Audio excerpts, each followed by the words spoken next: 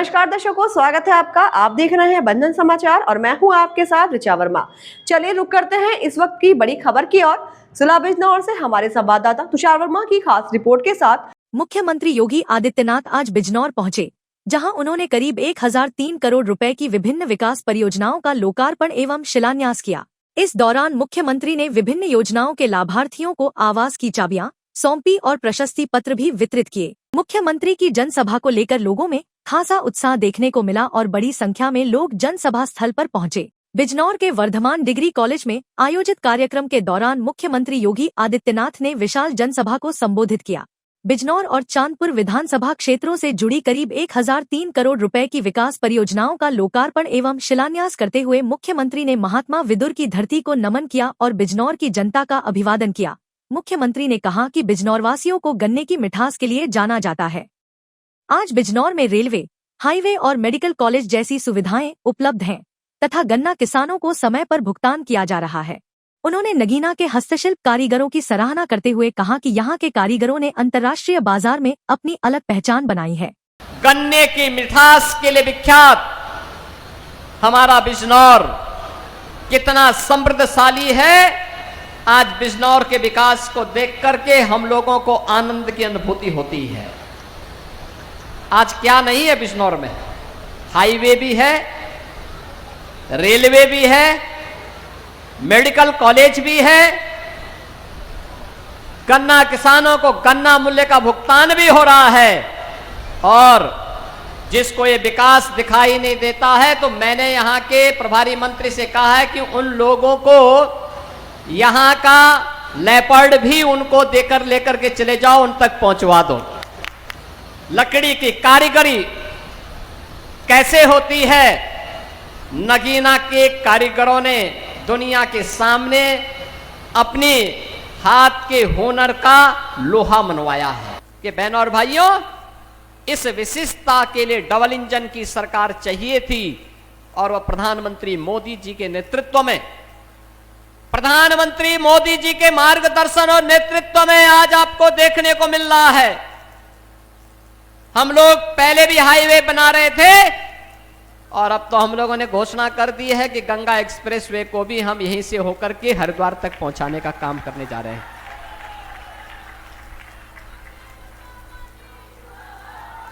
अब medical college भी है, तो बिजनौर में नर्सिंग कॉलेज का भी अब आधारशिला रख करके इस काम को तेजी के साथ आगे बढ़ा दिया गया है। अब बिजनौर की बेटी नर्सिंग क्षेत्र में जाकर के अपना परचम लहराएगी। 100% प्लेसमेंट की गारंटी किसी क्षेत्र में दी जा सकती है तो नर्सिंग के क्षेत्र में दी जा सकती है। अब बिजनौर की बेटी को बिजनौर के बाहर नहीं बल्कि यहीं पर स्थापित होने वाले नर्सिंग कॉलेज में उसको सारी शिक्षा की व्यवस्था प्राप्त होगी। बहनों और भाइयों, यह काम 17 के पहले भी हो सकता था। 17 के पहले 10-10 वर्षों तक गन्ना मूल्य का भुगतान नहीं होता था। कोई नई वैरायटी नहीं दी जाती थी। किसान परेशान था, नौजवान पलायन कर रहा था, व्यापारी भय के साये में जी रहा था। भय किस कदर था? 2016 में देश की सबसे बड़ी इन्वेस्टिगेशन एजेंसी एनआईए के डिप्टी एसपी और उनकी पत्नी का भी यहां पर गोली मार करके यहां के गुर्गे और माफियाओं ने गोली मार करके हत्या कर दी थी। ये अराजकता थी बिजनौर में। सामान्य नागरिकों की क्या हाल रहे होंगे। और आज मुझे अच्छा लगता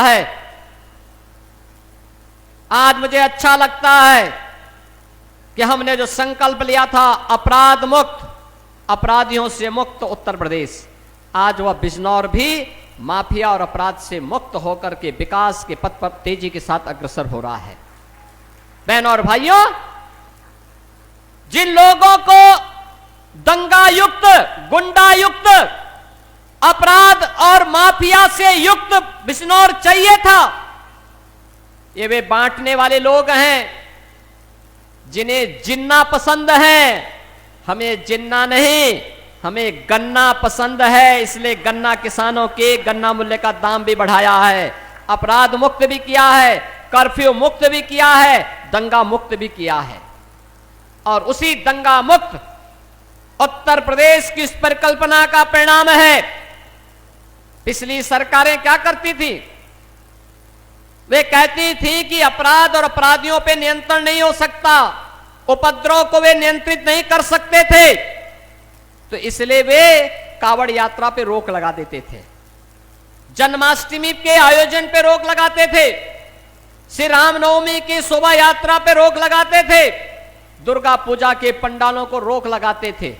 लेकिन अब अपराध और अपराधियों पर नियंत्रण है, कर्फ्यू मुक्त, माफिया मुक्त और दंगा मुक्त उत्तर प्रदेश है, तो धूम धड़ाके के साथ अब कावड़ यात्रा निकल रही है। अब कोई रोक नहीं है, श्री कृष्ण जन्माष्टमी पे कोई रोक नहीं है, रामनवमी की शोभा यात्रा पे रोक नहीं है, दुर्गा पूजा पंडालों पे कोई रोक नहीं है। धूम धड़ाके के साथ ये सभी कार्यक्रम हो रहे हैं। अब बेटी और व्यापारी की सुरक्षा में कोई सेंध नहीं लगा सकता और हमारा अन्नदाता किसान अपने खेत में जाने से अब डरता नहीं है। मुझे बिजनौर में 1000 करोड़ रुपए की मात्र 2 विधानसभाओं की बात कर रहा हूं, पिछले दिनों में बड़ा पूर्ण आया था और उस समय मैंने बुरहानपुर में सैकड़ों करोड़ की परियोजनाओं का लोकार्पण और शिलान्यास किया था और वहां पर मुझे लगभग 3000 उन पाकिस्तान और बांग्लादेश से विस्थापितों को उनके जमीन के पट्टे उनको उपलब्ध करवाने का भी अवसर प्राप्त हुआ था, जो लोग लगभग 8 दशक से इंतजार कर रहे थे। आज भी आप देखते होंगे बांग्लादेश में क्या पाप होता है, वहां पर दलित मारा जाता है, लोगों के मुंह बंद हो जाते हैं, कोई बोलता नहीं, उनके घर जलाए जाते हैं, कोई बोलता नहीं है। योगेंद्र नाथ मंडल के पाप के कारण ये हत्याएं हो रही हैं। बहनों और भाइयों, जब ये देश आजादी की लड़ाई लड़ रहा था, उस समय देश के अंदर 2 ऐसे महापुरुष थे जो उस समय दलितों की आवाज बनकर के देश की आजादी की लड़ाई में अपना योगदान देते थे। एक थे बाबा साहब डॉक्टर भीमराव अंबेडकर और दूसरा नाम था श्री योगेंद्र नाथ मंडल का। बाबा साहब भीमराव अंबेडकर सदैव भारत के अंदर भारत की आजादी के लिए ब्रिटिशर के खिलाफ लगातार मोर्चाबंदी किए थे, लगातार लड़ते रहे। योगेंद्र नाथ मंडल भी इस लड़ाई को मजबूती के साथ आगे बढ़ाते रहे। कांग्रेस ने बाबा साहब भीमराव अंबेडकर को हमेशा अपमानित करने का काम किया, लेकिन जब देश की आजादी नजदीक आई, बाबा साहब भीमराव अंबेडकर मजबूती के साथ देश की आजादी की लड़ाई से जुड़े रहे। लेकिन योगेंद्र नाथ मंडल मुस्लिम लीग के बहकावे में आ गए। यह देश आजाद होता है, बाबा साहब भीमराव अंबेडकर भारत के न्याय और कानून मंत्री बनते हैं। योगेंद्र नाथ मंडल पाकिस्तान चले जाते हैं, वे पाकिस्तान के कानून मंत्री बनते हैं। परिणाम क्या? देश का विभाजन होता है। विभाजन के बाद भी हिंदुओं का कत्लेआम नहीं रुकता है। योगेंद्र नाथ मंडल पाकिस्तान के प्रधानमंत्री से कहते हैं कि ये कत्लेआम रुकना चाहिए, तो वहां के प्रधानमंत्री ने कहा कि हम नहीं रोक सकते क्योंकि हमने तो इस्लामिक स्टेट के रूप में पाकिस्तान को मान्यता दी है। योगेंद्र नाथ मंडल को अपनी जान बचा करके भाग करके वापस हिंदुस्तान आना पड़ा था। 1950 से लेकर के अगले 15-17 वर्ष वह व्यक्ति गुमनाम जीवन जी करके हमेशा के लिए इतिहास में विलीन हो गया। कभी कांग्रेस के एक राज्य में एक प्रधानमंत्री ये कहने के लिए मजबूर हुए थे कि मैं 85 रुपया बेचता हूं, लेकिन जमीन में 15 रुपया पहुंचता है। 100 रुपया बेचता हूं, जमीन में 15 रुपया पहुंचता है। 85 रुपया कौन खा जाता था? 85 रुपया खाने वाले यही लोग हैं जो आज सपा और कांग्रेस के रूप में आपको दिखाई दे रहे हैं। आज राशन की सुविधा का लाभ लखनऊ में बैठे बैठे, स्क्रीन में बैठे बैठे हम देख सकते हैं कौन सी फेयर प्राइस शॉप से राशन दिया जा रहा है।